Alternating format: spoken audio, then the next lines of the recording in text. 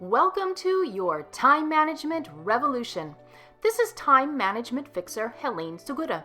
In today's episode, I'll be sharing a previously recorded interview during which we're discussing time management and mind management. Enjoy. Thank you, Sunny. It's wonderful to be here. Great to have you here.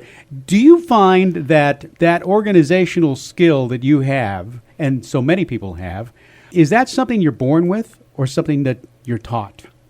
But in my case, it's a combination because I do have some basic organizational skills from when I was growing up. I do remember that even though I had a lot of stuff in my bedroom when I was a kid, all of my stuffed animals were in one spot and organized, and I had all of my comic books in one spot and organized. But as I got older, that organization didn't necessarily stick with me, and so I actually had a few problems with time management in college, and that's how I got started in this whole business. And there's two kinds of organization. One is stuff and the other one is time. But you have an interesting exercise when you speak with your audience that gives them kind of the perspective of what time is. Explain that. I do an exercise where I ask them to take their money out of their wallets and create a little fan. And for the folks who don't have any of that cash in there, they're just going to sit tight. But when I count to 3, I want everybody with the cash to throw it in the air. So, of course, the people without the cash are really excited because they know they're about to get some money, but I don't actually have them throw it. But what we talk about is how in that instant, the people who were holding the money made a decision that the word throw was going to be a bad decision for them, a bad thing to do. They would get no benefit out of it, and they immediately decided not to do it. But yet, when it comes to our time, we just throw it away. We don't think about what we're about to do in that moment, whether or not what we're about to do is going to benefit us, if it's going to get us closer to our priorities. So it's so critical because our time is more valuable than those $20 bills in our hand. Absolutely. And Helene, that's where you come in because you're able to not only explain how easy it is, or at least easier than you may think, to get organized, but also to stay organized. And you have a formula that's named, the acronym is CIA. Right. And I came up with that acronym because I love spy novels and spy movies and mysteries and thrillers. You wanted to be a... That's right. I wanted to be an agent. Yeah. And that's a whole other story about why that didn't work out. Yeah. But the C stands for create clarity. And that is the foundation of being organized and managing your time. Because if you don't understand what your priorities are, then how do you know what things to do in order to reach your goals? So you want to establish that. The I is for implement, structure, and flow. It's really important that you have some kind of schedule, some kind of plan, but you can't be so scheduled that you don't have room in your day and in your life for opportunities that crop up or to fight those little fires that also crop up. So you want to have that flexibility.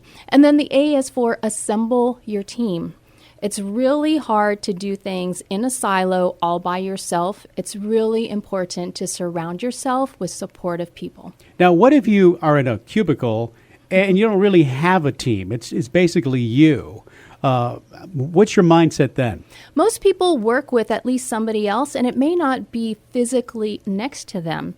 If you're emailing some business colleague, if you're texting them, if you're phoning them, they are a part of your team, even if they don't work for your company. So anybody who you work with on a fairly regular basis, or maybe it's just a temporary project for a few weeks, they are on that temporary team. So it's really important to communicate with them about the plan, what's the timeline, what are the resources we need, so everything will flow a lot more smoothly. And you talked about having time that's free time. It's almost like having a slush fund. Exactly. You know, there was a story you told about someone who was in an office and who was working. He was the first person there and the last one to leave. And didn't work out so good for him. No, and he was a really hard worker, but he worked hard all day long, never stopped. He also didn't take care of himself health-wise, so almost anything that he ate was coming out of a box or from a restaurant. And in the end, he literally worked himself into a heart attack. And when he was taken to EMS, he had these heart palpitations during a meeting I was having with him. So EMS hauled him off. When he got to the ER, the doctor said, your blood pressure is so high, I just cannot believe that you're still alive. And that was a huge wake-up call for him because he was not taking time out for himself. He was not working at a casual pace, taking a break, because it's really hard for the human body to work that long over so many days, so many weeks and months and years. Eventually, that body is going to give out. And then you definitely will not be productive when you are laid up in the hospital for a few weeks. Exactly. And a lot of people think, well, the harder I work, the better it's going to be. And it doesn't work out that way. Right. I mean, you can work yourself literally into the ground. And that's why the CNCIA, Create Clarity, is so important, because you want to clarify who and what it is you're living for in your personal life, because there is more to life than just work. And don't you also think that the idea of time management translates over into stuff management? Oh, definitely. When a lot of people find all of their physical belongings out of order, even just a few belongings out of order, it usually comes down to not budgeting the time to decide where those items need to go, how they need to be arranged. And then ironically, you lose even more time when you can't find the stuff and you have to spend time looking for it. So it's very much intertwined. What's the biggest thing you see, the biggest mistake that people make from your clients?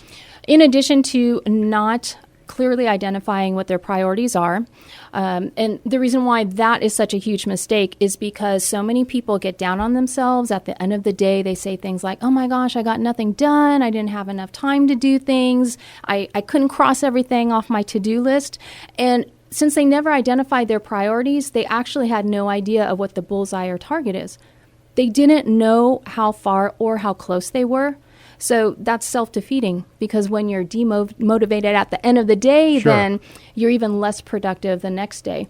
So not identifying priorities is a huge roadblock. And then the second one is not pausing at the end of each day to decide what are those top priorities for the next day. And that's part of the reason why we end up spinning our wheels if we get frustrated when things don't go well, because we don't already have that plan of what we need to accomplish. And if you don't know what you need to do for the day before you open up that email inbox, oh my goodness, email is just going to run your day. Makes sense. And for someone like me, that all sounds great. And when you start to do it, it's almost like it's January 1st. And you go, I can't wait. Okay, I'm going to do this. I'm going to do that. I'm organized. All right, I'm ready to go. But then somewhere along the way, you get demotivated. You want to think about all of the different ways that being organized and managing your time is going to benefit you. When you understand what those benefits are, then that's going to help keep you motivated. If you would like to stay married to your spouse or stay with your significant other, it would be a benefit to invest in time, make time for that relationship. If you want to stay healthy, it would be a benefit to invest time in exercising. So when you start to realize what your benefits are going to be, how much happier you're going to be when you meet those goals, that is part of the motivational factor. Would you say that that also translates into success? Oh, definitely. For people to be successful, they need to have some sort of plan. And maybe their plan changes along the way, but they have set their mind to it that they are going to do something. It's very rare when you meet somebody who is accidentally successful. Even if that wasn't the original plan, they still started out trying to accomplish something. They may have gone down a different path, but they still reached that success. So that's why it's just so key in mind management. That's what it boils down to. Time management is all about mind management. Success, reaching success, that is also all about mind management. Brilliant, brilliant. That's a great way of putting it. You also said something about not knowing, having that clear vision, the clarity, and not knowing where you wanted to go or what your goal was. And I liken it to a trip. If you're in San Antonio and your goal is to get to New York, you're not going to just get on the highway and start driving and hope that your car ends up there. Right. You have to have an idea of, well, New York is to the east of us, so I should at least head east, head in that direction. So that's the whole purpose of a plan. Now, if you would like to meander, that's a whole different story. But usually you don't have the goal of success. You have the goal of adventure. And it's also in the plan. Right. It's part of the plan. Well, speaking of trips, how's that for a segue? You have a brand new book, and you have a story about the title. Yes, I do. What a coincidence.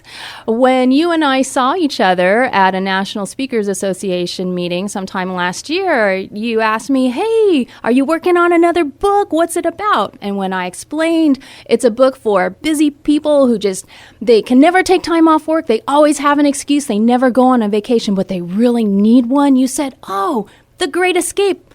Sonny Melendrez gave me the title for my fourth book. I love it. I love it. And the subtitle is A Vacation Planner for Busy People Who Want to Take a Break, a real break from work and life. And this is out now. Yes, it is. And we'll tell you how to get it in a little bit. But tell me about the main part of the book. Can you open it up and start planning maybe your next vacation? Oh, yes, most definitely. And because it's designed for my clients who come to me because they don't have enough time to read books, you can open up the table of contents. You can triage what part of the planning that you need to do and go directly to that chapter. It doesn't have to be read in order. But ideally, you're going to start at the beginning because that's part of the reason that this book stands apart from other productivity books, because you have time management books for the office, how to manage your workday. You have travel books to help you book hotels and figure out where to go on your trip. But there aren't books out there that explain these are the steps that you need to take in order to prepare to leave work. So that way you're not working around the clock at the last minute, leaving for your vacation completely wiped out. You're not worried while you're on vacation about what you're missing. Did I forget something? Right. And when you come back, you don't feel behind because you weren't behind to start with before you left. So that is the main heart of the book. So that way you can get out, you can enjoy life, and take that break, because productive people take breaks. Well, you took a break with your husband, and it was your 40th birthday? Yes. And your husband came to you with an idea that you thought, what? That's right. When he said, well, I've got something special that we should do for our 40th birthdays, I thought, well, that's really odd because he usually doesn't want to go to a restaurant. And then he proceeded to say, let's walk the Camino de Santiago. Oh, my goodness. In Spain. Right. We're going to walk 100 miles for our 40th birthday. Wow, you are a weirdo. Now, but I am too. Explain what the Camino de Santiago is. The Camino de Santiago was originally a Catholic pilgrimage. It was really big in the Middle Ages and then died out. It wasn't until the early 1970s that this pilgrimage path was rediscovered. And there are pilgrimage paths from all over Europe, as far as Russia, Italy, France, Portugal, but they all converge into northwestern Spain into a town called Santiago. And according to legend or fact, depending on your beliefs, this is where St. James was buried, and that's where there are some relics in the cathedral in Santiago. So in order to be considered an official pilgrim, you need to walk the last 100 kilometers of the Camino into Santiago. And the people who walk nowadays are not necessarily Catholic. People walk for different reasons. It can be spiritual, it can be cultural, historical. So you meet all of these fascinating people who are on this journey for a different reason. Everybody is seeking something different, but in the end, we all have the same goal. Let's all get together in Santiago. That's beautiful. So what was the plan? How did you start out? What was the first step? The first step was figuring out, well, since we weren't in our 20s anymore and we didn't want to bunk in a hostel with 30 other people, we wanted to look for some small B&Bs to stay in along the way. We also didn't want to worry about having to walk farther than we had planned because everything was full. So we tried making reservations, except I could not speak that dialect of Spanish. And most of the places where we needed to stay at that time did not have the internet, did not have email, did not have websites. So I knew I wasn't going to be able to make phone reservations. Therefore, we found a company called Fresco Tours. And they helped us set up everything along the way. They took care of our reservations. They helped us with our food. It was absolutely wonderful. That way, the only thing we had to focus on was walking and enjoying the journey. If your only decision of the day is whether or not you want to drink white wine or red wine. That's really tough, isn't it? That is. Well, but then again, you're walking. Yes. How much is that? Close to 100 miles? I mean, That's right. We started at the 150 kilometer mark, so that's close to 100 miles, and we walked that within a 10-day period, so we were averaging 10 miles a day. How many people in your group? In that particular group, there were 15. And did all of them make it? Oh, yes. We all make it. Yeah. It's not a race. We all help each other out. We were all strangers.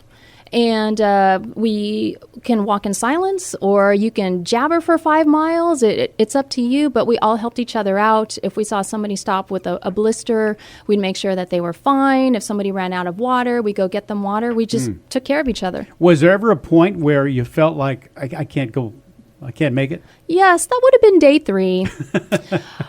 I grew up an extremely competitive person. I was in athletics and played on all sorts of sports teams. And when I found out that a few of the folks were 20 years older than I was, I thought I should be able to beat them to the meeting point by the end of the day. So I pushed myself so hard to make sure that this 40-year-old beat out the 60 and 65-year-olds, and that was absolutely asinine, because all I wound up doing was being so sore by day 3 that I didn't want to move. I didn't want to get out of bed. It turned out that those folks in their 60s were professional walkers. They did this all over the world. So, gee, maybe I should have looked into that before trying to be competitive. And that's also not what the Camino is for. I needed to learn that too. The Camino is about seeking peace and enjoying the journey and just being with yourself, because so many of us never sit still or never even walk quietly. We have to have our earbuds in, or we have to be on the phone. And so none of that happened on the Camino. It's just absolutely peaceful. That's incredible, to be without internet for that long of time. I know, and we all survived. Can you believe that? Yeah, it's amazing. Now, did you see any teenagers? I mean, is it pretty much...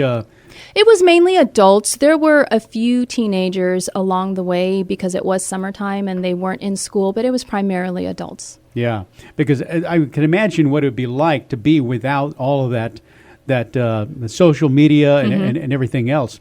Did you find that you learned something about yourself within this journey?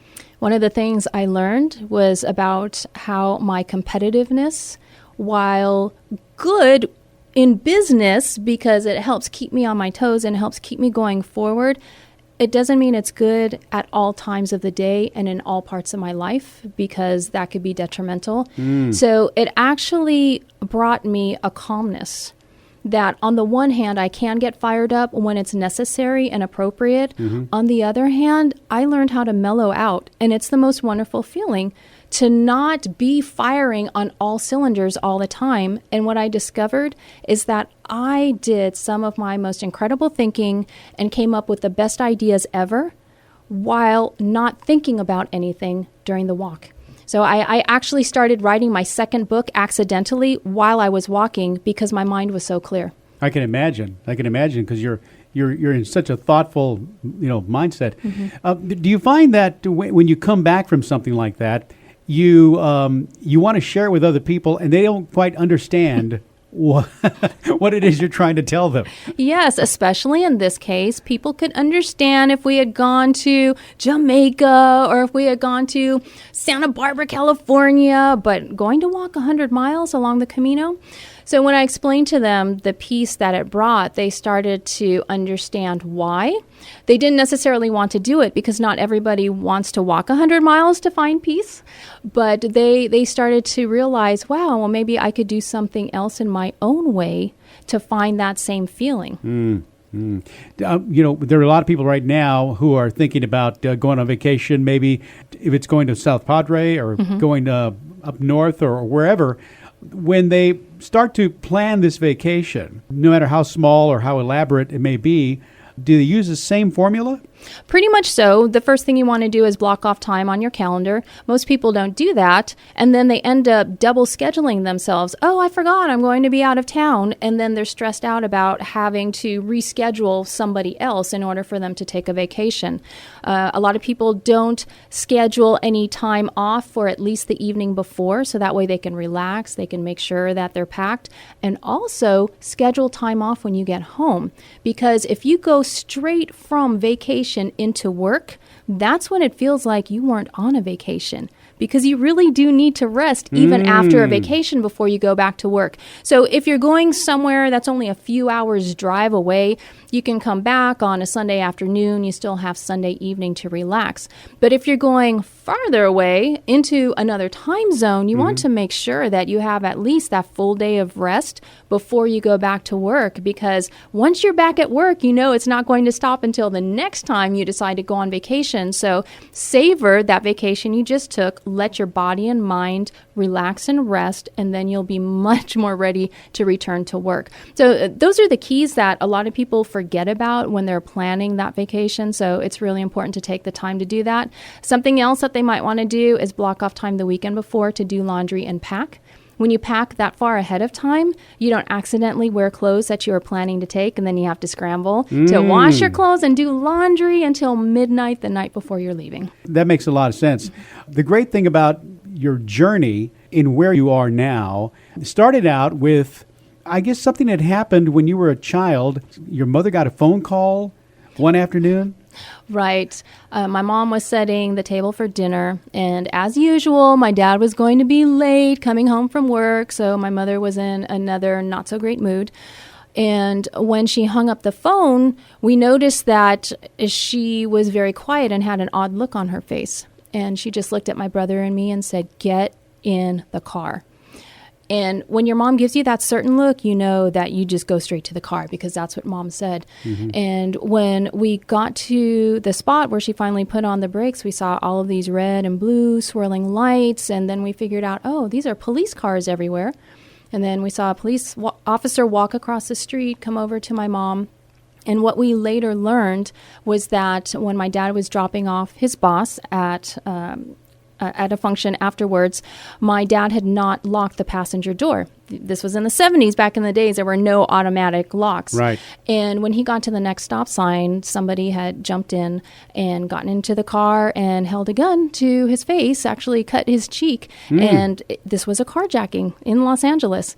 And so, you know, my parents, when they got home, they were very upset about this happening, but it also led to this big argument about where my dad's time goes. Why are you always working late? This wouldn't have happened if you had worked late.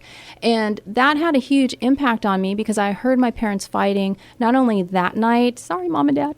I'm, Sure. letting all of these Right. skeletons out in the closet. But I heard them on many nights arguing about how many hours my dad had to work. And so I knew that when I got older, I did not want to have those kinds of arguments with my future spouse.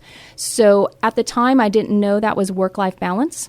But as I got older, I learned that's what it is, and it's very important to me to keep that, because I don't want to go through that kind of turmoil. Isn't that something? What could have been very traumatic for you, and in a way it was, ended up having this incredible, wonderful result. Exactly. And it's very odd. You think that was a pretty violent situation, but that's not the part that affected me. Exactly. It was that argument, something that happens all the time in every household, but it had a huge impact. Well, I have to tell you, by the way, let's mention where you're going to be, because you've got a book signing coming up. That's right. On Wednesday, May 1st at the Twig, which is down in the Pearl, there will be a book signing between 5 and 7 p.m. And this is a celebration for a cause, because a portion of the profits from the evening will benefit Impact San Antonio. Beautiful, beautiful. Helene Segura, The Great Escape, a vacation planner for busy people who want to take a real break from work and life. And her other books include The Efficiency Assassin, which is I read that one. It's just an incredible book, especially for people like me. You also have Less Stress for Teachers, and then Roadmap to Get Organized, and that's also an acronym as well.